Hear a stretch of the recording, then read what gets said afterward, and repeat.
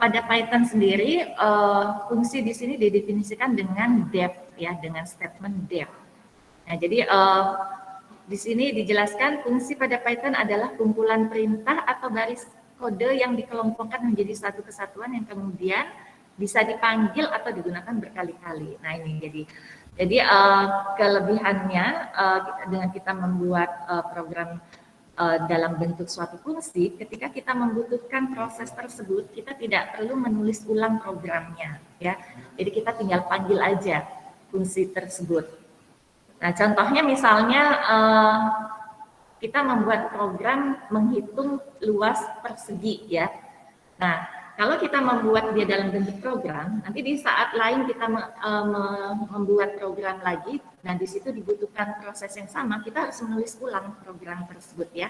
Nah, dengan adanya fungsi, dengan kita membuat dalam bentuk fungsi, kita tidak perlu menulis ulang program tersebut. Jadi kita tinggal panggil aja fungsi penghitung luas persegi.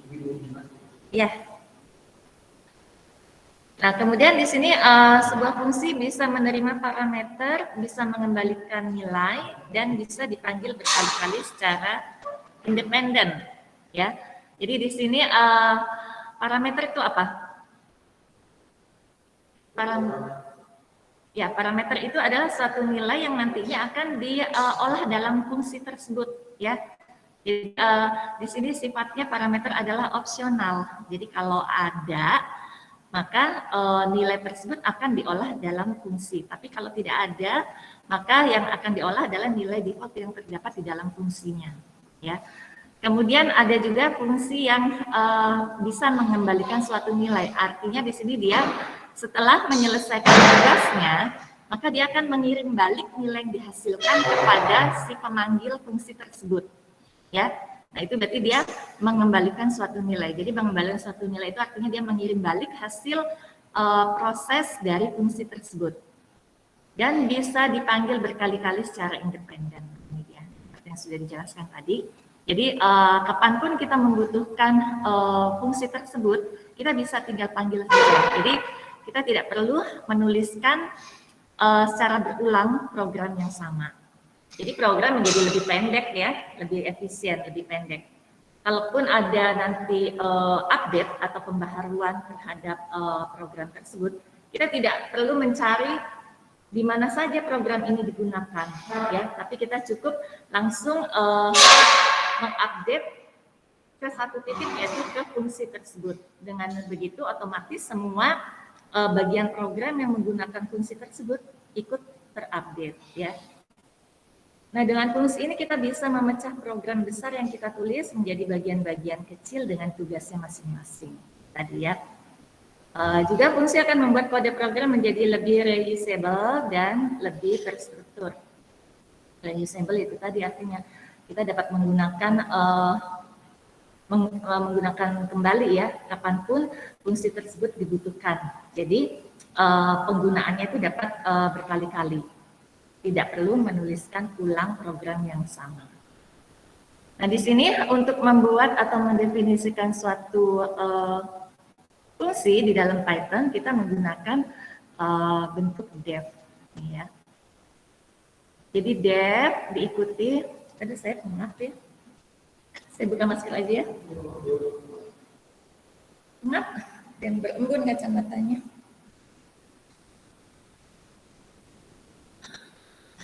Nah, jadi di sini kita untuk membuat fungsi dalam Python kita bisa gunakan fungsi def, ya, atau statement def, diikuti nama fungsinya, kemudian parameter, ya, parameter di sini selalu diapit oleh tanda kurung, ya.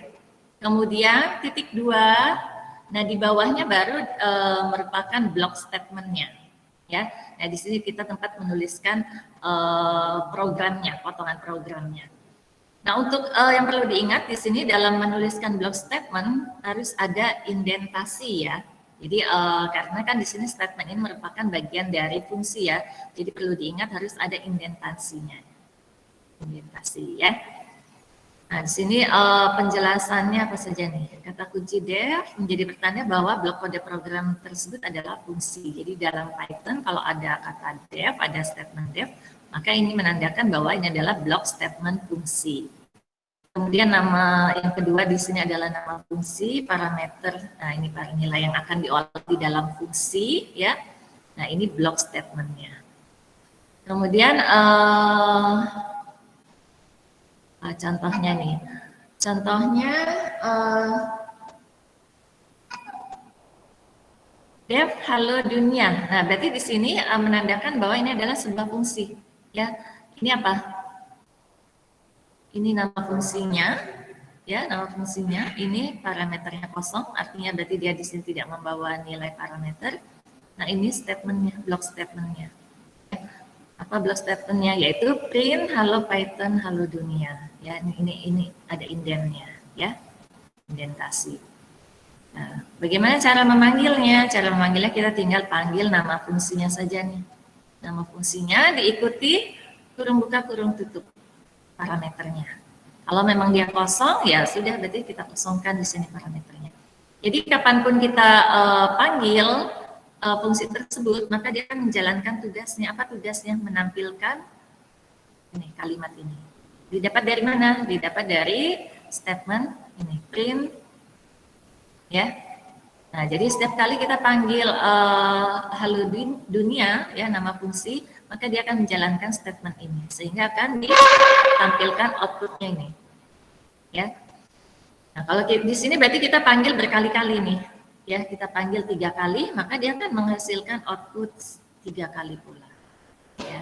Jadi kita tidak perlu mengetikkan berulang print, ya, sebanyak 3 kali, kita tinggal panggil saja fungsinya. Kemudian di sini fungsi dengan argumen atau parameter. Nah, ini contoh yang sebuah fungsi yang tidak mempunyai tidak mempunyai parameter, ya. Nah, berikutnya adalah fungsi dengan argumen atau dengan menggunakan parameter. Nah, di sini contohnya misalnya kita ingin membuat sebuah output seperti ini, ya, halo Nurul, selamat datang, halo Lendis, selamat datang, halo Fabri, selamat datang, halo Isa, selamat datang. Kalau simpelnya, bagaimana kita ingin membuat program dengan output seperti ini? Simpelnya udah kita melakukan apa? Membuat 4 statement print, ya. Print halo Nurul, print halo Lendis, print halo Fabri, ya, dan seterusnya, ya. Nah, cara itu tuh tidak salah, ya. Karena memang menghasilkan output yang benar. Jadi selama output yang dihasilkan adalah benar, maka program itu tidak salah. Cuman kita di sini bisa menilai mana program yang efisien, mana tidak efisien, ya. Nah, biasanya kalau yang menuliskan program yang sama secara berulang, berarti itu kita nilai program tersebut kurang efisien. Nah, ini, ya, kalau secara simpel kita bisa saja langsung buat seperti ini. Nah, di sini kita akan coba buat dengan menggunakan fungsi, ya. Nah, ini fungsinya. Nah, di sini karena ada nilai yang berbeda, yaitu Nurul, Lendis, Fabri, dan Isa yang merupakan nama, maka kita bisa buat nilai-nilai yang berubah-ubah ini menjadi apa? Parameternya, ya. Jadi di sini def selamat datang, ini nama fungsinya. Nah, dengan parameter nama, ya. Nah, kemudian apa perintahnya? Perintahnya di sini print, ini F ini format, ya. Halo, nama, selamat datang. Nah, nama di sini di-update kurung kurawal, dia akan menerima parameter dari sini, ya. Ya, jadi parameter di sini akan dikirim ke sini, sehingga dia akan menampilkan halo, parameternya apa, baru selamat datang. Jadi kalau kita panggil selamat datang dengan parameter Nurul, maka yang tampil apa? Halo, Nurul, selamat datang. Kalau kita panggil fungsi selamat datang dengan parameter Lendis, maka output yang dihasilkan adalah halo Lendis, selamat datang. Begitu seterusnya, ya. Nah, ini kan terlihat lebih lebih efisien, ya, dibanding kita menuliskan seperti ini, ya. Terus print. Nah, kalau ini atau bisa juga mungkin kalau nama fungsinya terlalu panjang, kita bisa persingkat, ya, sehingga pemanggilan fungsi menjadi lebih efisien. Salam. Duduk.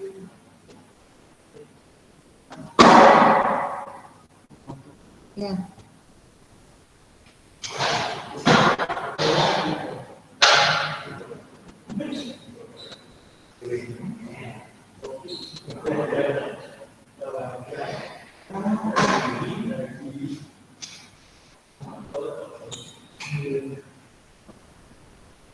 Ya, sampai sini bisa dipahami? Ya, apa itu fungsi? Kenapa kita membuat fungsi? Ya, digunakan untuk apa? Kelebihannya apa? Sudah ya?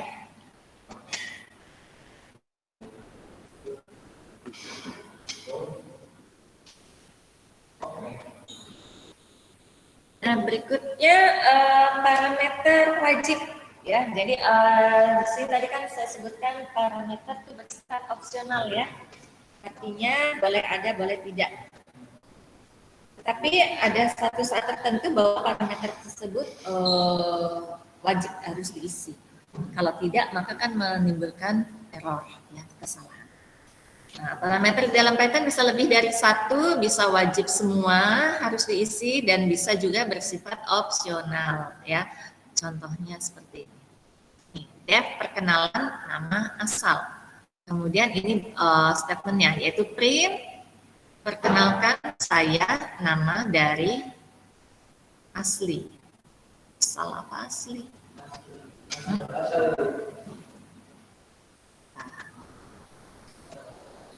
Asal ya. Nah, jadi parameter di sini akan dikirim ke sini, parameter ini akan dikirim ke sini. Ya, nilai parameter asal akan dikirim ke sini. Asli. Kemudian jika dipanggil dengan seperti ini, perkenalan ya, di sini dia membawa dua nilai parameter yaitu Rensa dan Jawa Timur. Maka dia akan menghasilkan output seperti ini. Nah, bentuk parameter seperti ini itu wajib harus diisi karena dia tidak ada nilai defaultnya. Ya, kalau kita tidak isi, maka dia akan menimbulkan kesalahan. Ya, contohnya di sini perkenalan Rensa Ilhami. Ya, jadi di sini hanya memberi satu nilai parameter yaitu untuk nama, ya. Nah, kemudian padahal di sini parameternya ada dua, ya. Maka ini akan menyebabkan kesalahan kurang satu parameter ini, nilai parameternya. Nah, untuk membuat suatu nilai parameter menjadi opsional, kita harus memberikan nilai default terhadap parameter tersebut, ya. Nah, contohnya ini. Nah, di sini kan ada berapa parameter di sini? Ada 3 ya. Nah, parameter yang wajib yang mana berarti? Daerah dan derajat. Nah, ini bersifat opsional. Kenapa? Karena ada nilai defaultnya. Ya, jadi kalau parameter satuan tidak diberi nilai ketika dipanggil, maka dia akan memberikan nilai defaultnya yaitu Celsius, ya. Kemudian di sini nih suhu udara Surabaya 30. Nah, berarti Surabaya ini apa? Untuk parameter daerah. 30 untuk parameter derajat, ya. Dia tidak memberikan nilai parameter untuk satuan. Itu tidak masalah karena dia ada nilai defaultnya yaitu Celsius, ya. Jadi dia akan menghasilkan output suhu di Surabaya adalah 30 Celsius. Nah, kemudian di sini suhu udara Surabaya 86 Fahrenheit. Nah, di sini dia memberikan 3 nilai parameter. Jadi outputnya adalah suhu di Surabaya adalah 86 Fahrenheit. Jadi Fahrenheit di sini akan menggantikan nilai Celsius, ya. Jadi nilai default tidak akan ditampilkan kalau kita memberikan nilai pada parameter ketika melakukan pemanggilan. Nah, di sini kan ketika dipanggil, kita melakukan pemanggilan fungsi suhu udara, kita kasih nilai Fahrenheit. Jadi yang ditampilkan Fahrenheit-nya, ya. Sekarang fungsi dengan parameter tidak berurut, ya. Jadi nih, jika diperhatikan lagi fungsi suhu udara, kita akan dapati kalau parameter yang bersifat opsional hanya ada satu, yaitu di belakang, ya. Bagaimana kalau ternyata parameter opsionalnya lebih dari satu? Nah, di sini, misalnya di sini kita buat lagi fungsi baru ya, diubah, diedit dengan parameter derajat kita beri nilai opsional yaitu 30 ya.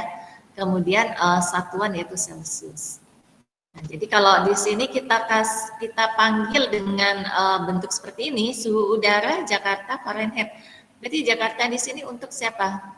Untuk daerah. Fahrenheit di sini untuk derajat ya. Nah, satuannya Celsius. Jadi akan ngaco nih outputnya. Suhu di Jakarta adalah Fahrenheit Celsius ya.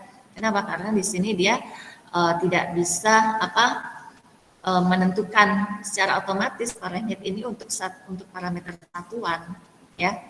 Nah, jadi caranya gimana? Berarti caranya kita harus tuliskan di sini nilai nilai opsionalnya ya.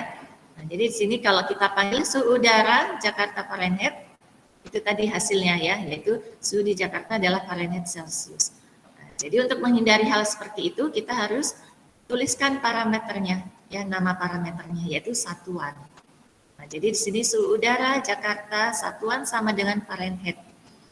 Nah, maka otomatis di sini suhu di Jakarta itu untuk daerah, ya.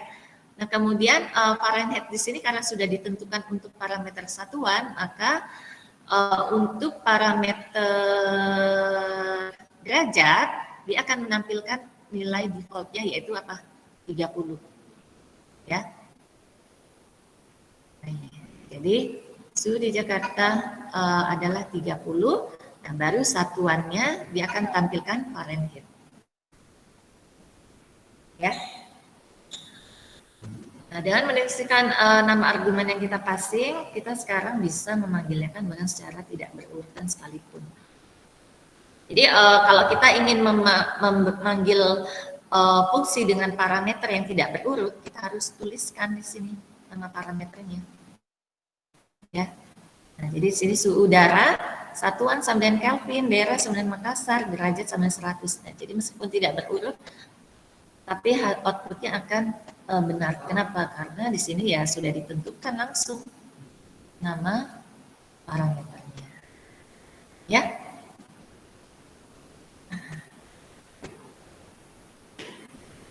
Berikutnya yaitu fungsi yang mengembalikan nilai. Nah, contoh-contoh yang sudah kita bahas tadi adalah fungsi-fungsi yang tidak mengembalikan nilai ya. Artinya setelah dia menyelesaikan tugasnya, menyelesaikan fungsinya, dia tidak mengirim balik nilai apapun. Dia hanya mengerjakan tugasnya selesai gitu ya. Nih. Yang contoh ini ya, dipanggil kan suhu udara, jadi dia mengerjakan tugasnya mana sih? Nah ini ya, sudah selesai. Begitu juga dengan fungsi yang mana? Yang ini. Ya, kalau kita panggil perkenalan, ya, kemudian dia hanya menjalankan tugasnya di sini yaitu print, perkenalkan nama saya dari sudah selesai. Jadi dia tidak ada kewajiban untuk mengirim balik nilai yang dihasilkan. Nah, sekarang kita akan membuat fungsi yang akan mengembalikan nilai. Artinya apa? Dia akan mengirim balik hasil proses dari fungsinya. Ditinjau dari segi pengembalian nilai, fungsi terbagi dua, yaitu fungsi yang tidak mengembalikan nilai dan fungsi yang mengembalikan nilai. Kalau pada pemrograman lain, fungsi yang tidak mengembalikan nilai kita kenal dengan apa? Istilah apa? Dengan istilah prosedur. Ya. Nah, kalau yang mengembalikan nilai itu berarti kita kenal dengan fungsi. Tapi dalam Python berarti penyebutannya sama ya. Itu yang mengembalikan nilai dan yang tidak mengembalikan nilai tetap disebut dengan fungsi. Sekarang untuk fungsi yang mengembalikan nilai kita harus menggunakan apa? Perintah return ya. Nah di sini depth luas persegi ya. Jadi kita membuat sebuah fungsi dengan nama luas persegi dengan parameternya adalah cc. Nah block statementnya di sini ada perintah return.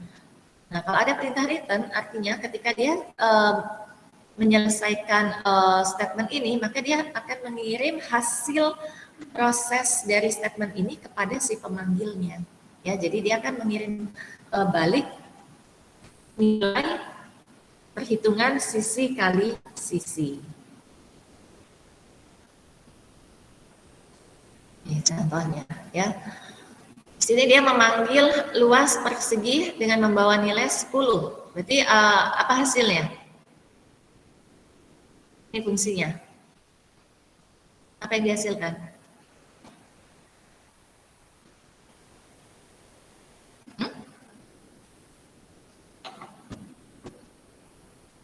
Dari iya, berapa? Nih. Ya, berarti dia akan mengirim balik apa? 100, ya. Nah, jadi hasil dari pemanggilan fungsi ini adalah dia menerima nilai 100, tapi karena di sini dia tidak digunakan dalam statement atau dalam proses berikutnya, maka dia tidak menghasilkan output apapun. Tapi sebenarnya fungsi ini menghasilkan output, yaitu berapa? 100 yang dikirim balik ke sini. Tapi karena setelah dipanggil dia tidak digunakan untuk proses berikutnya, ya udah nggak terlihat output yang dikirim balik oleh fungsi ini. Nah, ini baru contohnya seperti ini yang akan terlihat. Print luas persegi dengan sisi 4 adalah, nah di sini panggil nih, panggil fungsi luas persegi dengan membawa parameternya adalah 4. Maka output dari perintah ini apa? Dari statement ini. Outputnya? Ya, luas persegi dengan sisi 4 adalah 16. Ya, jadi sini dia ditampilkan. Jadi terlihat di sini. Ketika dia memanggil fungsi luas persegi, dia jalankan ini, dan dari sini dia kirim balik ke sini. Ditampilkan di sini. Nah, itu artinya fungsi tersebut mengembalikan suatu nilai, ya. Atau bisa juga hasil dari fungsi kita simpan lagi dalam sebuah variabel. Nah, untuk nantinya kita bisa gunakan variabel tersebut untuk proses lebih lanjut, ya. Contohnya ini, persegi besar sama dengan, nah ini kan sebuah variabel kan, nilainya, yaitu nilainya hasil perhitungan 100 kali 100, ya, dia kan panggil ini. Jadi sisi kali sisi 100 kali 100 yaitu berapa? 10.000. Maka variabel persegi besar mempunyai nilai berapa sekarang? 10.000, ya. Kemudian persegi kecil sama dengan luas persegi 50. Nah, di sini dia panggil lagi fungsi luas persegi dengan membawa nilai parameternya 50. Sehingga akan dihasilkan berapa? 2.500. Ya, jadi di sini variabel persegi kecil mempunyai nilai 2.500. Atau bisa juga langsung kita gunakan dalam proses aritmatika. Ya, contohnya di sini print total luas persegi besar dan kecil adalah persegi besar plus persegi kecil. Ya, nah, ini menggunakan dari hasil ini ya, dari hasil ini. Yang langsung kita gunakan yang ini nih contohnya. Print total luas persegi besar dan kecil adalah nih, luas persegi 100 plus luas persegi 50. Jadi ini tanpa disimpan dulu melalui variabel lainnya bisa juga ya. Jadi bisa langsung kita gunakan hasil dari fungsi tersebut. Jadi nilai yang dikirimkan dari pemanggilan fungsi tersebut langsung digunakan dalam operasi aritmatika. Nah, contohnya ini luas persegi 100 hasilnya berapa? 10.000 kan? Ditambah luas persegi 50 hasilnya berapa? 2.500. Jadi di sini 10.000 ditambah 2.500. Jadi hasilnya ini sama ya. Ini dan ini sama. Jelas ya?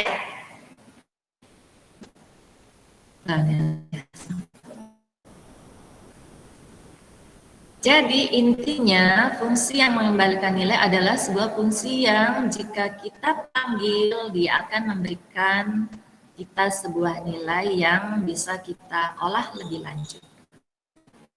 Contohnya itu tadi ya, bisa di dalam bisa disimpan untuk sebuah variabel atau bisa langsung kita gunakan dalam operasi matematika.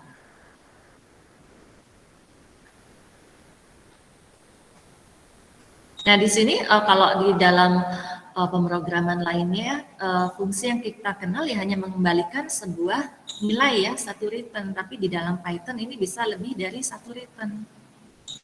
Nih, jika statement return telah dieksekusi pada sebuah fungsi, maka semua proses yang ada di dalam blok kode fungsi tersebut akan berhenti.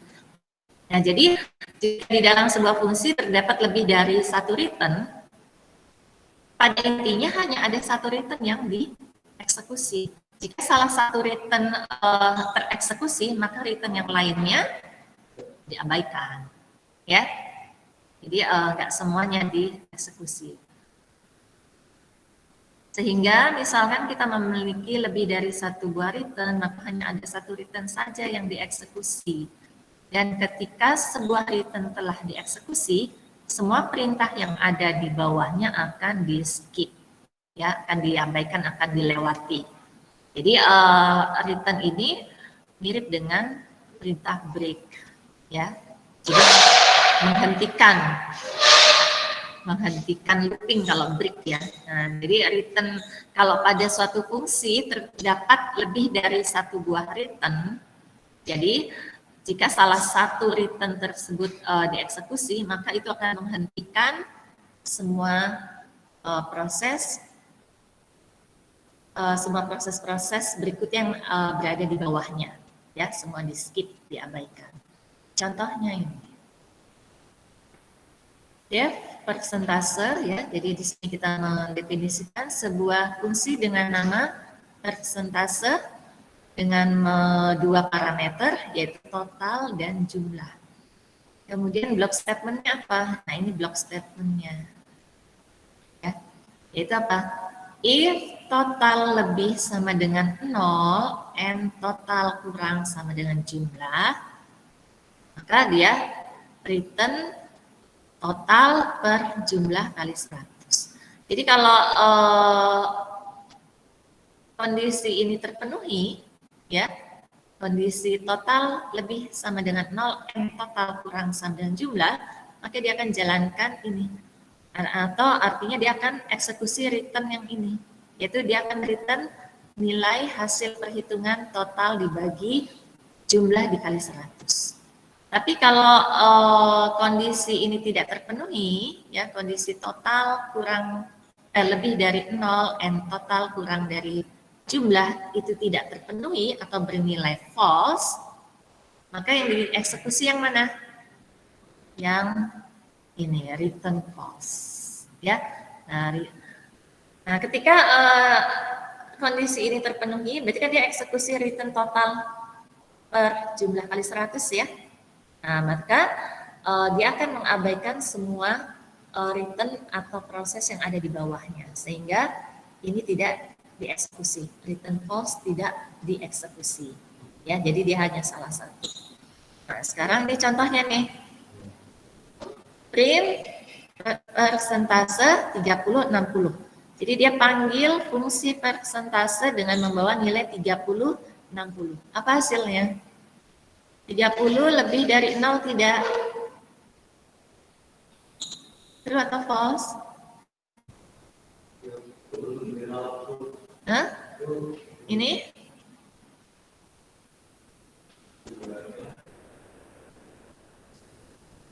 True atau false?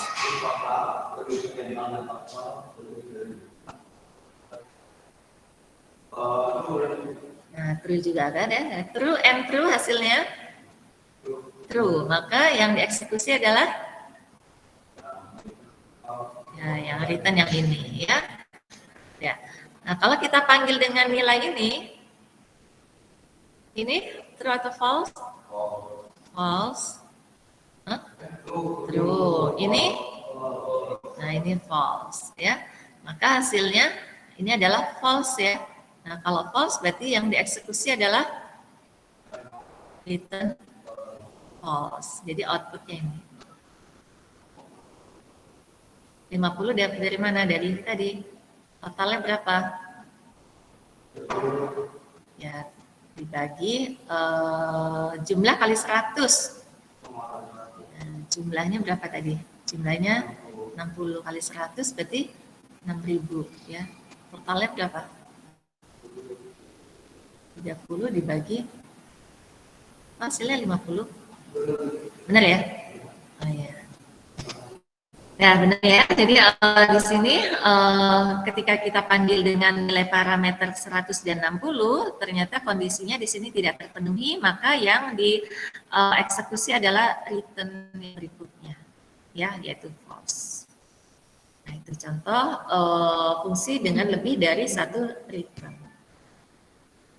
Nah, sekarang siklus hidup variabel pada fungsi. Ya, jadi seperti kita ketahui siklus hidup variabel itu ada terbagi dua, yaitu global dan lokal. Variabel global dan variabel lokal. Intinya gimana perbedaannya? Variabel global berarti dia bisa digunakan oleh semua bagian program ya, oleh semua fungsi, oleh semua bagian program. Tapi kalau variabel lokal, dia hanya dapat digunakan oleh satu titik di mana dia berada ya. Jadi kalau dia berada di sebuah fungsi ya berarti dia hanya dapat digunakan pada fungsi tersebut. Nah, jadi ketika kita ingin membuat sebuah variabel bersifat global, berarti kita harus mendefinisikannya di mana? Di luar fungsi ya. Tapi kalau kita ingin mendefinisikan sebuah variabel bersifat lokal, maka kita harus mendefinisikannya di dalam suatu fungsi. Nah, itu intinya. Variabel global adalah variabel yang bisa dipanggil dari manapun dari satu file Python. Nah, itu ya, namanya juga global, berarti menyeluruh ya. Sedangkan variabel lokal adalah variabel yang hanya hidup dalam satu blok kode tertentu, di mana dia berada dalam suatu fungsi ya. Contohnya dia berada dalam suatu fungsi. Nah, contohnya ini. Kota sama dengan Lamongan. Nah, berarti ya variabel kota ini bersifat apa? Global atau lokal?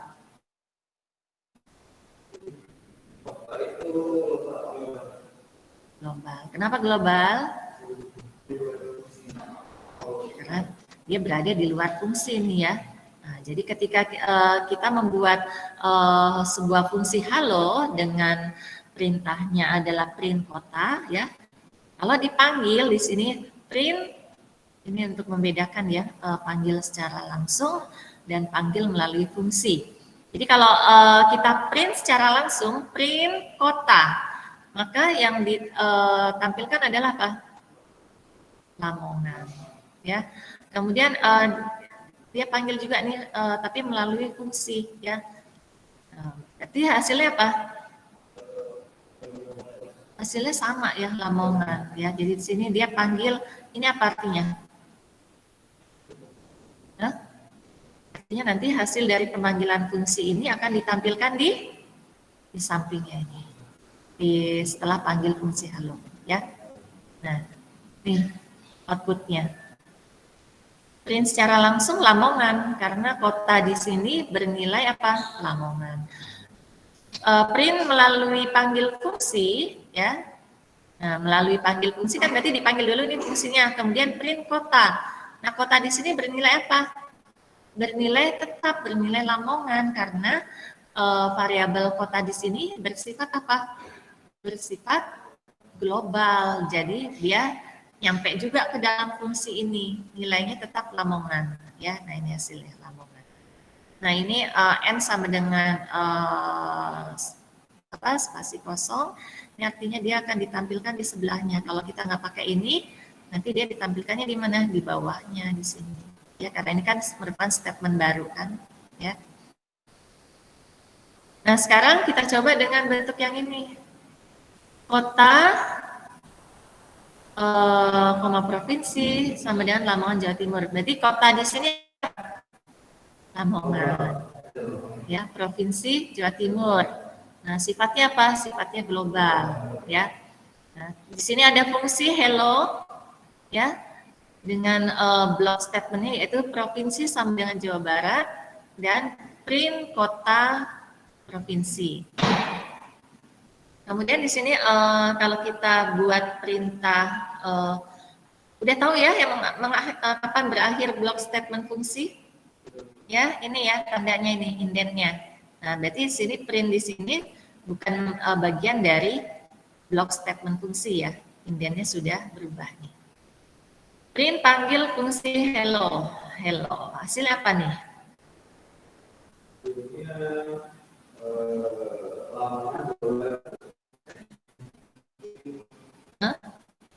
Lamongan, kotanya apa? Kotanya Lamongan.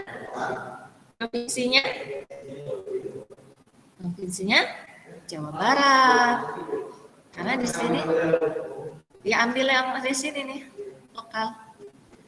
Ya. Jadi hasilnya di sini Lamongan, Jawa Barat. Nah, tapi kalau kita panggil langsung print kota provinsi, maka hasilnya apa? Kotanya Lamongan, provinsinya Jawa Timur. Ya, nah ini. Ya, ini berarti menandakan apa nih? Jadi ini bersifat lokal, dia hanya dapat digunakan di sini, di dalam fungsi hello di sini. Tapi kalau kita gunakan di luar fungsi, ya, contohnya yang ini ya, kita langsung print kota provinsi. Nah, berarti dia akan mengambil yang global, karena di sini tidak didefinisikan secara tidak didefinisikan ulang di sini ketika dia melakukan menuliskan perintah print kota provinsi. Jadi dia mengambil dari mana? Dari sini. Kotanya Lamongan, provinsinya Jawa Timur. Ya. Tapi kalau yang ini dia mengambil kotanya Lamongan, provinsinya mengambil yang lokal. Ya. Dia bisa membedakan ya. Nah, ini penjelasan yang tadi ya. Kita membuat dua variabel yang nama kota provinsi.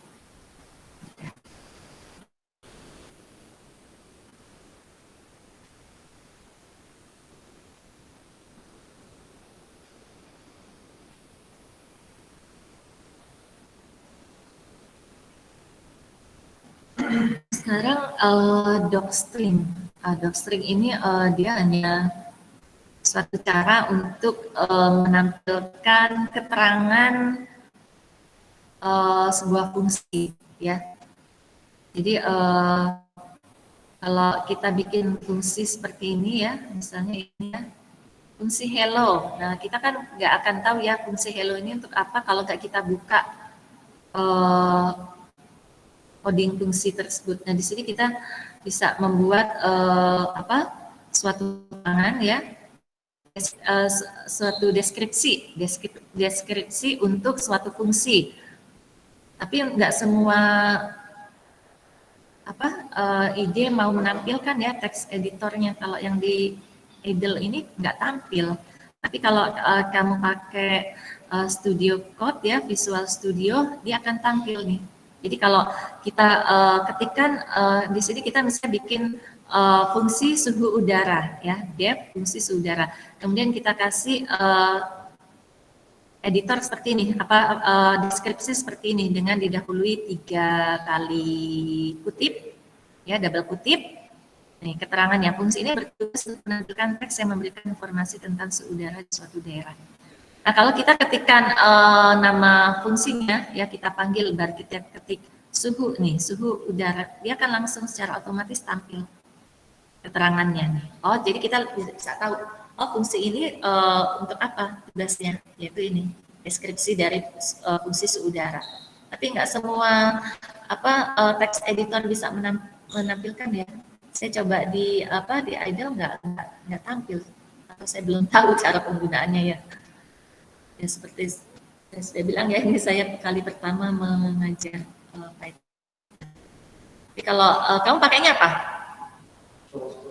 Nah itu kamu bisa coba, nanti dia bisa tampil dari fungsi tersebut. Ini hanya tidak mempengaruhi jalannya program, dia hanya memberi kemudahan pembacaan program saja. Jadi kita bisa langsung tahu, oh ini fungsi ini, deskripsinya adalah ini, tugasnya adalah ini, ya. Nah sekarang berikutnya yaitu fungsi yang memanggil dirinya sendiri. Bisa kita sebut dengan apa? Rekursif, ya. Rekursif, kita bisa ketahui rekursif adalah bisa juga berupa looping, ya, looping di mana di dalamnya dia akan memanggil dirinya sendiri, ya. Dari segi tempat pemanggilan, fungsi pada Python bisa dipanggil dari berbagai tempat, bisa dari konsol, bisa dari fungsi lainnya, bisa juga dari dirinya sendiri. Nah, fungsi yang memanggil dirinya sendiri akan menciptakan sebuah perulangan, dan perulangan ini bisa disebut dengan perulangan rekursif. Nah, coba hati-hati ya dalam membuat fungsi rekursif ini. Kalau kita salah logikanya, ya, itu akan menyebabkan hang, ya, karena dia biasanya panggil dirinya sendiri sehingga tidak ada batas akhirnya, nggak ketemu batas akhirnya kalau kita salah logik ya dalam membuat fungsi rekursif ini, ya. Jadi untuk membuat fungsi rekursif caranya sama dengan fungsi biasa, ya. Yang membuat sebuah fungsi menjadi rekursif adalah karena ia memanggil dirinya sendiri. Contohnya seperti ini. Def halo dunia. Nah, ini fungsi dengan nama apa? Dengan nama halo dunia, ya. Jadi kalau kita panggil fungsi ini caranya gimana? Caranya tinggal halo, kita tuliskan halo dunia. Maka dia akan menjalankan apa? Maka dia akan menjalankan print halo dunia, ya. Nah sekarang ternyata di dalam fungsi halo dunia ini dia memanggil lagi halo dunia. Artinya apa? Dia memanggil dirinya sendiri. Nah inilah terjadi rekursivitas, ya. Jadi kalau kita panggil di sini halo dunia, dia kemana? Dia ke sini, ya. Kemudian dia print halo dunia, sampai sini dia panggil lagi dirinya sendiri, dia print lagi halo dunia, panggil lagi dirinya sendiri, print halo dunia, panggil lagi. Nah ini contoh fungsi rekursif yang tidak ada batasnya, ya. Jadi dia akan berulang terus. Nih, fatal Python error, ya. Cannot recover from stack overflow. Jadi dia tidak menemukan titik akhir di sini. Karena perulangan itu sudah dipanggil terlalu banyak dan tidak ada tanda-tanda akan berhenti. Maka tapi di sini di dalam Python dia bisa menghentikan secara paksa, ya. Kalau kita pakai program lainnya seperti misalnya Pascal, Basic, VB, itu kalau salah logik ya dia nggak akan berhenti, akhirnya dia itu hang. Tapi di sini di dalam Python dia sudah ada antisipasinya, ya. Jadi dia bisa menghentikan secara paksa setelah 3 kali. Perlu diketahui kode program di atas berpotensi membuat PC kita menjadi hang karena efek rekursif yang tidak terbatas, ya. Nah, itu jadi yang harus diperhatikan ketika kita membuat fungsi secara rekursif.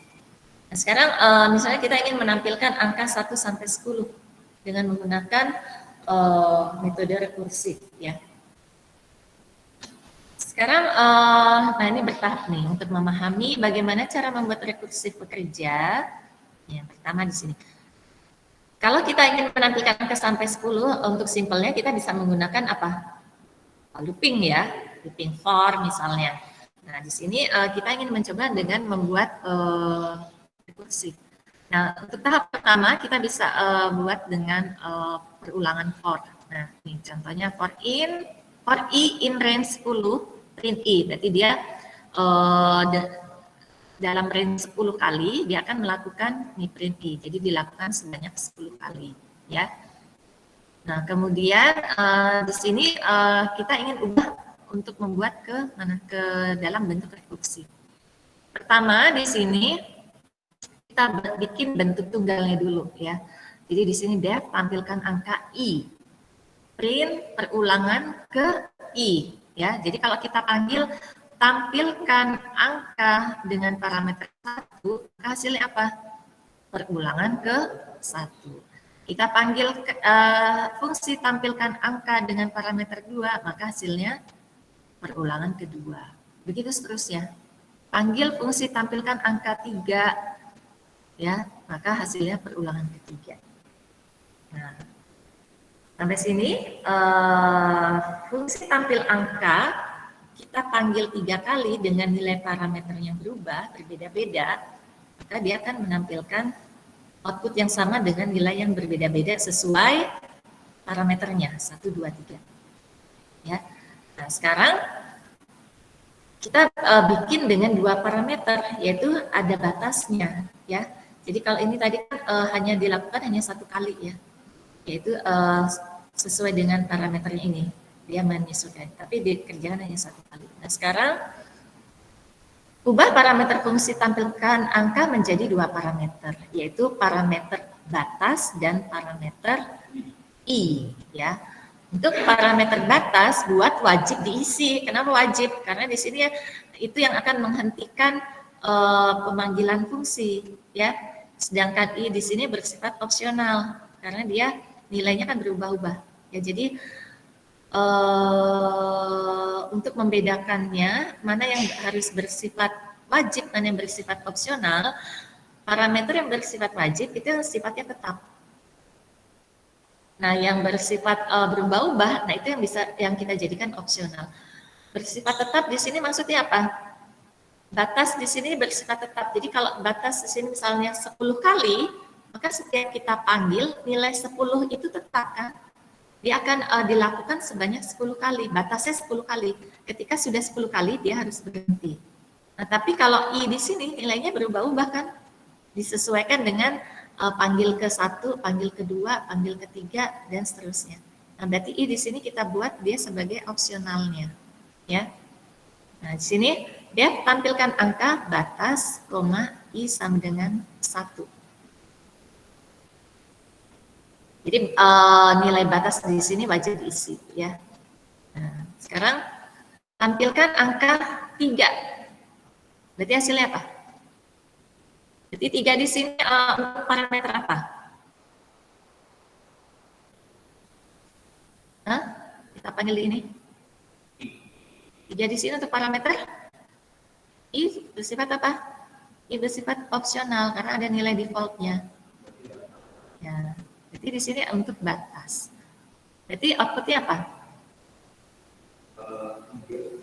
Perulangan ke 1. Kan ini 1. Ya. 3 ini untuk apa? 3 ini untuk batas. Ya. Nah, jadi output dari panggil pertama di sini dengan parameter 3, outputnya adalah perulangan ke 1. Terus panggil kedua nih, panggil kedua berarti 3 untuk parameter 2 untuk parameter I. Berarti hasilnya apa? Perulangan kedua. Ya. Kemudian ini hasilnya apa? Perulangan ketiga. 3 untuk batas, 3 untuk I. Ya. Nah, jadi di sini berapapun kita panggil, ya, nilai batas tetap. Nah, itu yang disebut dengan itu tadi. Kita bisa jadikan dia sebagai wajib. Nah, jika dijalankan, kita akan mendapatkan output nih, perulangan ke-1, perulangan kedua, perulangan ketiga. Jadi, yang berubah-ubah yang mana? Yang I-nya. Yang 3-nya nih tetap, yaitu 3. Ya. Nah, baru kita ubah lagi ke dalam bentuk rekursi. Ya. Dari kode program terakhir, kita jadi tahu bagaimana harusnya fungsi tampilan angka dipanggil. Jika kita ingin menampilkan 10 kali perulangan, artinya parameter batas akan selalu bernilai 10. Ya, sudah dijelaskan. Sedangkan parameter I akan berubah nilainya, yaitu 1 sampai 10. Lalu ketika variabel I sudah sama dengan nilai variabel batas, Maka perulangan dihentikan alias rekursif tidak perlu dilakukan lagi. Nah, jadi gimana nih? Nih, jadi seperti ini nih. Def tampilkan angka batas I sampai 1. Print perulangan ke. Nah, di sini baru nih yang untuk membatasi dia, ya. If I kurang dari batas, maka dia rekursif, jalankan rekursifnya. Ya, jadi selama nilai I-nya kurang dari batas, dia akan panggil dirinya sendiri. Tampilkan angka batas, I plus 1. Jadi ini apa? Ini fungsi apa? Fungsi tampilkan angka. Fungsi ini bersifat rekursif, kenapa?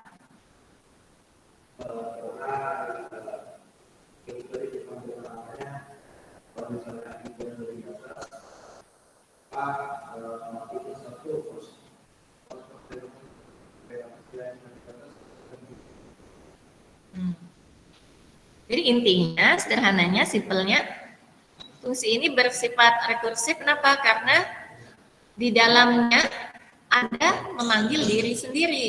Yang mana? Nih, tampilkan angka. Ya, sama kan nih, tampilkan angka kan? Nah, artinya di sini dia memanggil dirinya sendiri. Ya, nah sekarang kita panggil nih, tampilkan angka 10. Berarti dia kemana? Ya, di sini ya. Berarti 10 ini untuk siapa?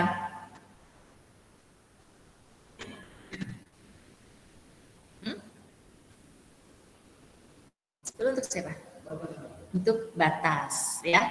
Nah, kemudian dia kemana? Jalankan ini kan? Yaitu hasilnya perulangan ke 1. Terus dia kemana? Hah? Dia ke sini kan? Nah, I sekarang berapa? Batas berapa? Jadi true atau false?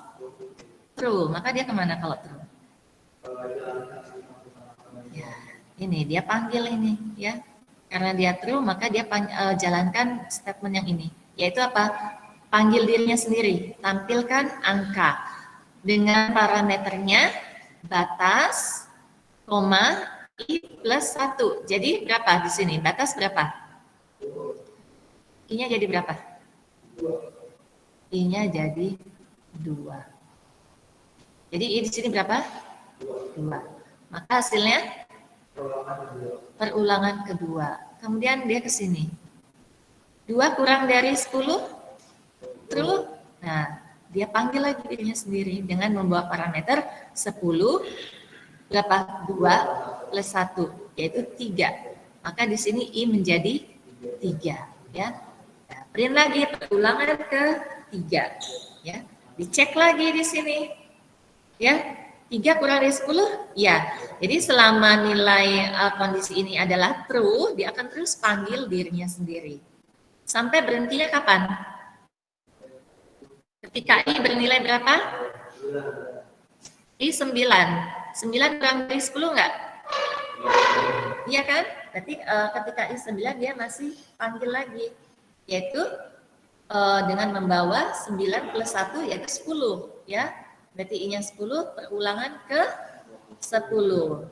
Nah, sekarang baru nih, 10 kurang dari 10? False. Nah, udah selesai. Ya, dia tidak panggil dirinya sendiri. Jadi, I terakhir yang diproses adalah I 10.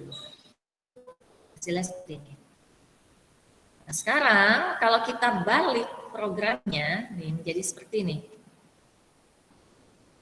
Tampilkan angka batas I sampai 1. Nah, ini if-nya dibalik nih. I-nya di atas, print perulangan ke I-nya di bawah. If I kurang dari batas, I sekarang berapa? Dipanggil nih ya. Tampilkan angka 10. Berarti di sini 10 untuk batas. I-nya 1.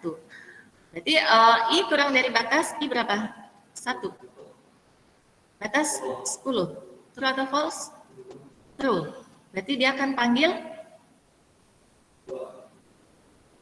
batas 10 dan 2. Ya.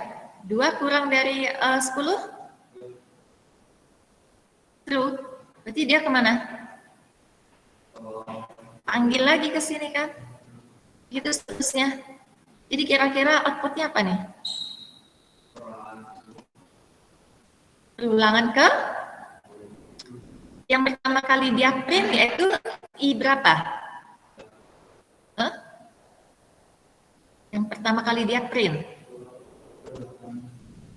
Perulangan ke, karena kan tadi kalau I-nya 1 lebih kurang dari 10 kan? True kan? Berarti dia panggil lagi di sini. I-nya jadi berapa? I-nya jadi 2. 2 kurang dari 10, true kan? Dia panggil lagi nih.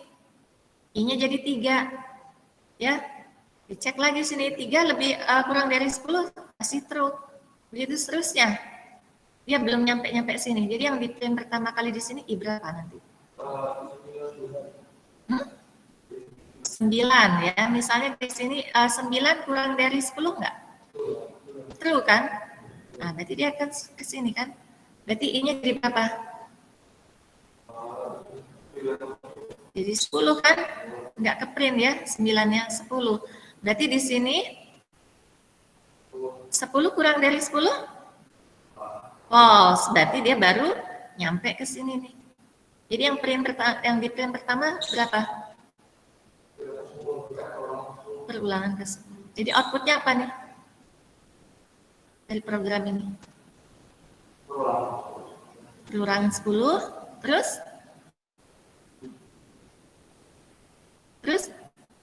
nurun kebalikannya. Kalau tadi 1, 2, 3, ini ke 10, 9, 8, 7, 6. Itu. Ya. Ini hasilnya. Lupa kebalik.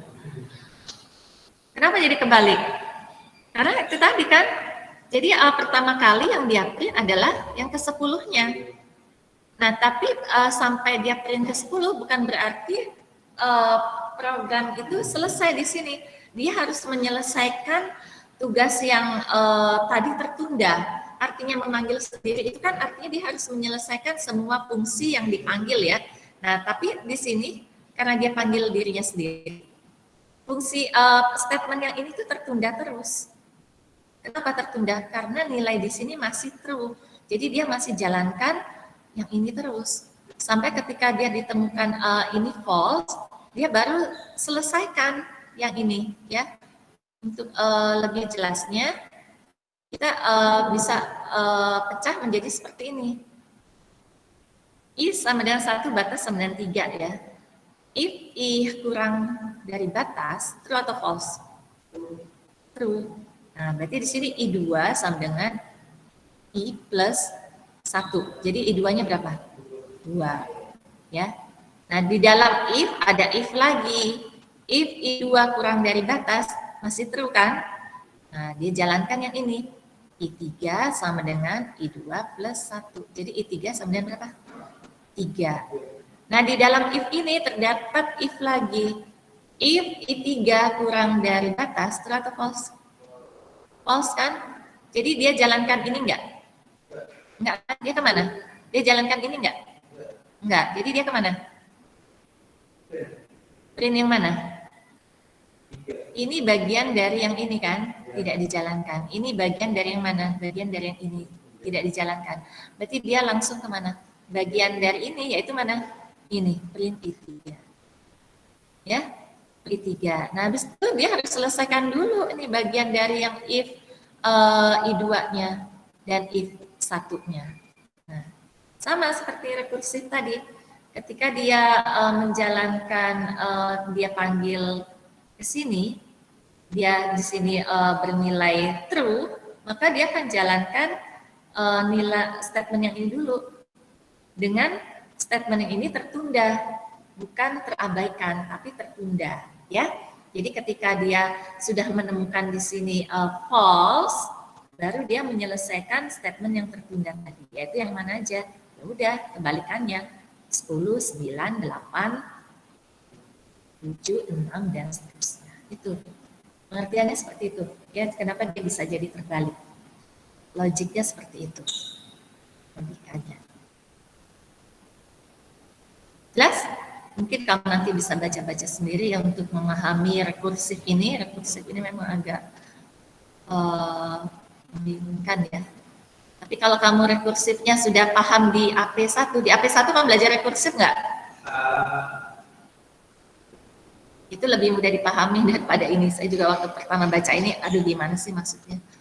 Tapi kalau kamu di AP1 sudah belajar rekursif ya, itu lebih mudah untuk dipahami. Baru baca ke sini akan membantu ya. Ini materi berikutnya adalah fungsi pas. Pas itu untuk apa? Ini cuma untuk ini aja sih ya. Jadi kalau kita membuat program itu ini fungsi pas ini digunakan seperti untuk membuat kerangka ya. Kalau kita ingin membuat sebuah karangan itu ada kerangkanya ya, ada judul, ada bab 1, ada bab 2, bab 3. Nah, bab 1 nanti isinya apa saja? Ada subbab 1.1, subbab 1.2. Kadang-kadang kan kita belum menemukan ya apa yang harus ditaruh di situ. Begitu juga dengan membuat program. Membuat program itu kadang-kadang kita membuat kerangkanya dulu, ya. Nanti di sini ada fungsi A, di sini ada fungsi B, ada fungsi C. Tapi kita belum menentukan fungsi A itu codingnya seperti apa, fungsi B itu codingnya seperti apa. Nah, kalau kita hanya membuat kerangka tulisan, kita bisa melakukan seperti itu. Tapi kalau di dalam program, seperti itu tidak bisa dilakukan ya, karena begitu kita run program tersebut, dia akan mencari bagian-bagian yang kosong. Misalnya fungsi A, masih kosong, belum ada kodenya, maka itu akan dianggap sebagai error. Ya. Nah, untuk menghindari hal seperti itu, kita bisa gunakan pas, ya, kata kunci pas. Ya. Jadi kata kunci pas adalah sebuah statement pada Python yang tidak memiliki tugas apapun.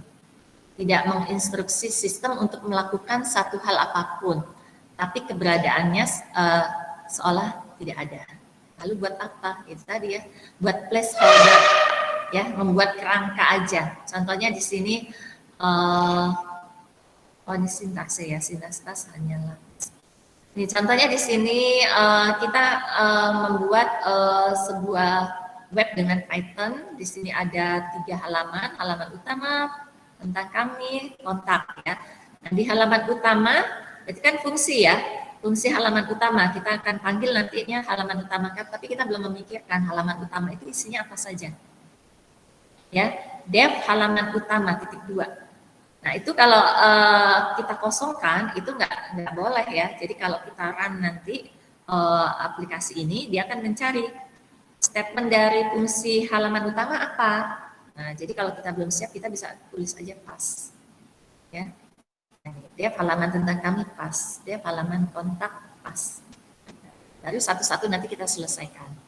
Halaman utama isinya apa saja, kita buat codingnya. Gitu, ya. Jelas ya. Nah, ini juga nih. If 10 lebih dari 5, pas. Nah, berarti kita belum menentukan apa yang harus dilakukan jika nilai 10 lebih dari 5. Itu aja sih. Jadi untuk mempermudah kita membuat kerangka dalam pembuatan program ya, pas itu. Nah, pas bisa ditaruh di mana saja. Bisa di dalam looping, bisa di dalam class, bisa di dalam fungsi. Atau bahkan bisa di dalam percabangan. Ini tadi. If 5 lebih dari 2, pas, else, pas, ya, nanti kita isi itunya. Ya, itu aja sih. Jadi di sini memudahkan kita dalam membuat placeholder dalam program ini. Ya, hari ini materinya sudah selesai ya tentang fungsi ya. Jadi fungsi itu terbagi 2 ya, kalau di dalam Python ya, fungsi itu terbagi 2, yaitu fungsi yang mengirim balik nilai dan fungsi yang tidak mengirim balik nilai. Fungsi yang mengirim balik nilai menggunakan apa tadi? Menggunakan kata kunci return ya. Jadi dia akan mengirim balik hasil prosesnya. Return bisa terdiri lebih dari 1 ya, tetapi dengan catatan yang dieksekusi hanya ada 1 buah return. Jika salah satu return sudah dieksekusi, maka return selanjutnya akan diabaikan. Ada pertanyaan tidak?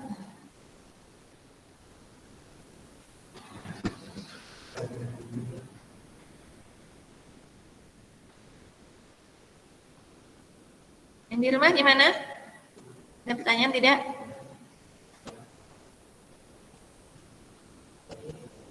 Sudah absen semua belum?